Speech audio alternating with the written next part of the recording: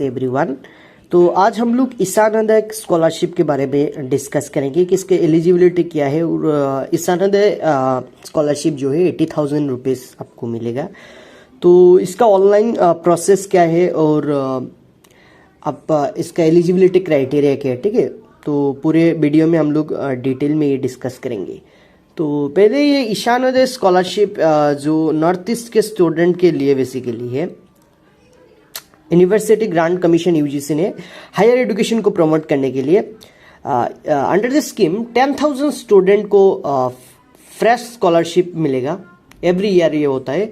And ये general degree courses के लिए, इसके बाद technical and some professional course, ठीक है, including medical and pharmaceutical courses, ठीक है। तो ये जो कोर्स है मेडिकल, टेक्निकल, प्रोफेशनल, ये कोर्स के लिए यह स्कीम मतलब होता है। तो इस स्कीम के लिए आपको ऑनलाइन अप्लाई करना पड़ेगा एनएसपी के थ्रू, नेशनल स्कॉलरशिप पोर्टल जो है। तो उसका बहुत सारे बेनिफिट भी है और एलिजिबिलिटी क्राइटेरिया बहुत सारे हैं। तो 10,000 स्टूडेंट को मिलेगा पूरा नॉर्थ ईस्ट को लेकर, असम, अरुणाचल सभी को मिलाकर आपका 10,000 स्टूडेंट को ये मिलेगा, नॉर्थ ईस्ट के बहुत सारे बोर्ड्स के स्टूडेंट को, ठीक है। तो चलिए इसका डिटेल्स क्या है कि ये एक स्कॉलरशिप स्कीम है नॉर्थ ईस्ट के स्टूडेंट के लिए, सिर्फ नॉर्थ ईस्ट के स्टूडेंट के लिए, ठीक है। तो ये 25 to 26 सेशन के लिए ये UGC grant commission okay. Beneficiaries total number of student 10,000 student को ये मिलेगा, सभी को नहीं मिलेगा। 10,000 स्टूडेंट ये मेरिट होगा, जो हम लोग बाद में डिस्कस करेंगे। तो एलिजिबल स्टेट कौन है? अरुणाचल प्रदेश, असम, मणिपुर, मेघालय, मिजोरम, सिक्किम एंड त्रिपुरा। मतलब ये स्टेट पार्टिसिपेट करेगा ये ईशानोदय स्कॉलरशिप के लिए, ठीक है। और 10,000 स्टूडेंट को मिलेगा, मतलब नॉर्थ ईस्ट के जितने भी स्टेट है, अरुणाचल, असम, मणिपुर, मेघालय, मिजोरम एंड सिक्किम, त्रिपुरा, इन लोगों को ये मिलेगा। इसके बाद इसका एलिजिबिलिटी क्राइटेरिया क्या है? एजुकेशनल क्वालिफिकेशन के पॉइंट ऑफ व्यू से हु हैव पास्ड क्लास 12, जिन लोगों ने 12 पास किया है, और equivalent exam for schools situated in North Eastern region any year through a recognised board of education. That means CBSE का भी स्टूडेंट ये अप्लाई कर सकते हो, और आईसीएसई का स्टूडेंट, और national institute of open schooling NIOS, इसका स्टूडेंट भी मतलब यहाँ अप्लाई कर सकते हो। सीबीएसई और बहुत सारे जो स्टेट बोर्ड है, ठीक है, तो इसके लिए, और आईसीआईसी बोर्ड के स्टूडेंट भी यहाँ अप्लाई कर सकते हो, national institute of open schooling NIOS, ठीक है। इसके बाद यूजी एडमिशन से रिलेटेड एक इंफॉर्मेशन है। The scholarship is available only student who are pursuing a recognised undergraduate degree. जो लोग डिग्री नहीं कर रहे उन लोगों के लिए ये नहीं, नॉर्मल जो डिप्लोमा कर रहे हैं, बहुत सारे कंप्यूटर डिप्लोमा होता है, उनके लिए ये नहीं है, डिग्री कोर्स के लिए और सिलेक्टिव कुछ प्रोफेशनल कोर्स के लिए मिलेगा, और बाकी जो मेडिकल स्टूडेंट के लिए, मतलब ये सभी को नहीं मिलेगा। जो लोग pursuing recognised undergraduate degree कर रहे हो यूजीसी के, वो स्टूडेंट को ये स्कीम मिलेगा। Only student who are already admitted in the first year of undergraduate degree programme is eligible. University, college और institution within India are eligible to apply. India के जो भी colleges, university, जहाँ भी आप पढ़े हो, अगर आप कोई भी डिग्री कर रहे हो और जो सेलेक्टिव प्रोफेशनल कोर्स कर रहे हो, तो आपको ये स्कीम मिलेगा। मतलब यूजीसी के अंडर पे आपको यूजी डिग्री में एनरोलमेंट करना मैंडेटरी है। Who are pursuing recognised undergraduate degree programme is specified notified by UG from time to time, ठीक है। तो ये एलिजिबिलिटी क्राइटेरिया, सीबीएसई का स्टूडेंट भी अप्लाई कर सकते हो, आईसीएसई का एंड NIOS एंड जो बाकी स्टेट बोर्ड, ठीक है, ये एलिजिबिलिटी क्राइटेरिया है। तो नेक्स्ट और भी कुछ एलिजिबिलिटी क्राइटेरिया है। Parental income, the income of the parent of the student should be below 4.5 lakh. जिन लोगों के फैमिली इनकम बिलो 4.5 लाख है, student whose parents annual income 4.5 lakh और more are not eligible to apply.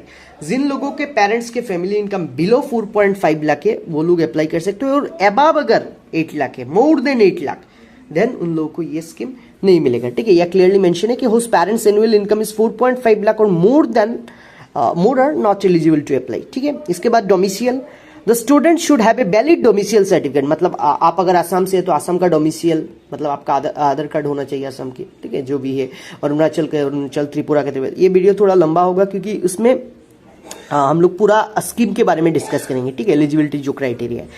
तो ये था एलिजिबिलिटी क्राइटेरिया कि आपको क्या है, पहला आपका जो पेरेंशियल इनकम, डोमिसियल, इसके बाद आपका जो बोर्ड से रिलेटेड, ठीक है।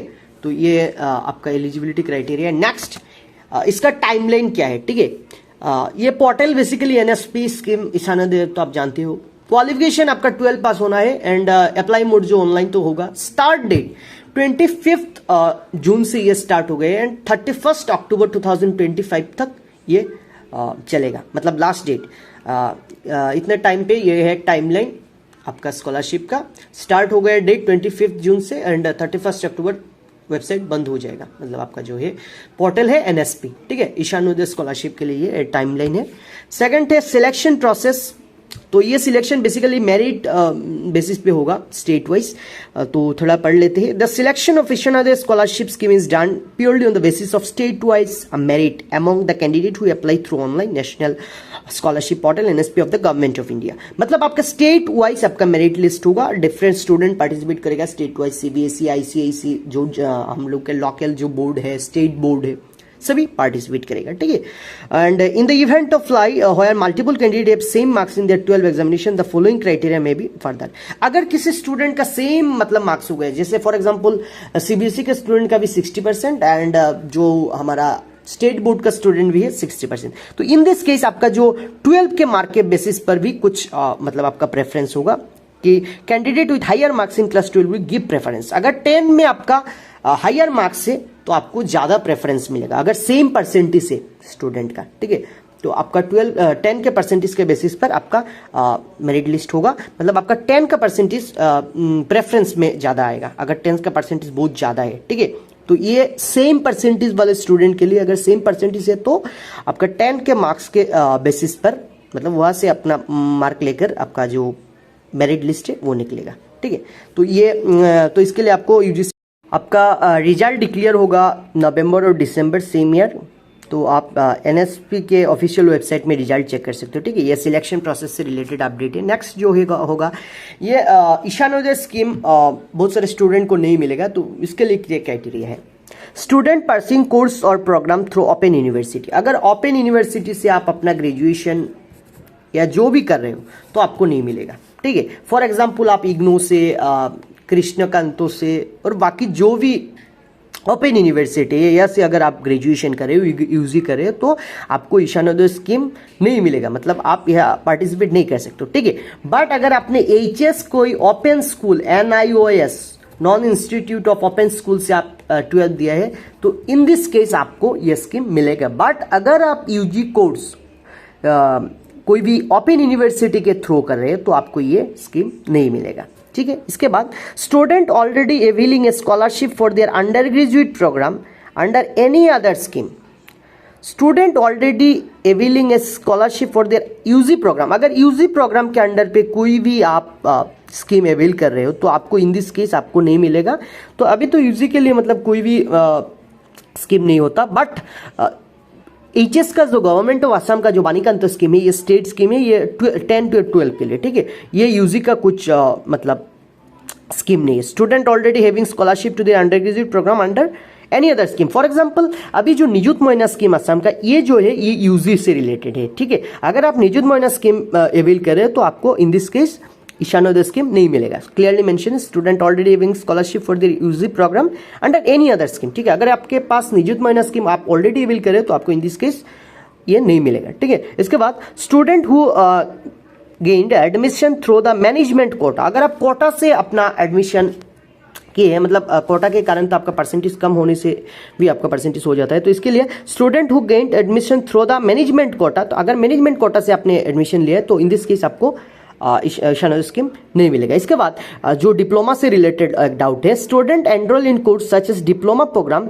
That do not lead to the award of degree. मतलब आप अगर डिप्लोमा कर रहे हो कोई भी कंप्यूटर तो इन दिस केस आपको ईशानोदय स्कीम नहीं मिलेगा, ये नॉर्मल डिग्री के लिए भी, ठीक है। इसके बाद student whose parents annual income exit 4.5 lakh, अगर अबव 4.5 लाख है आपका फैमिली का एनुअल इनकम तो इन दिस केस आपको ये स्कीम नहीं मिलेगा। ये था इसका एक्सक्लूशन, ठीक है।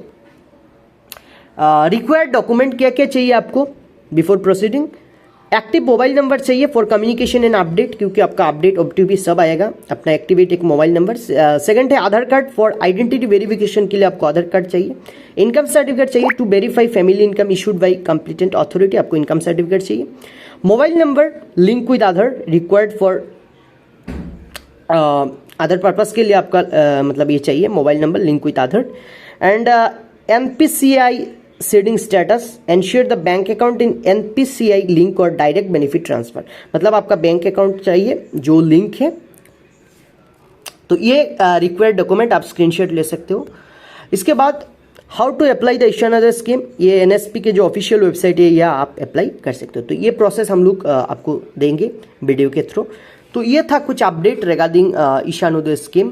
तो बहुत सारे बेनिफिट भी है इस स्कीम में।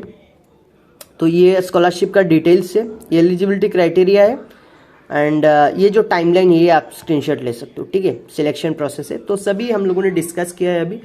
तो थैंक यू।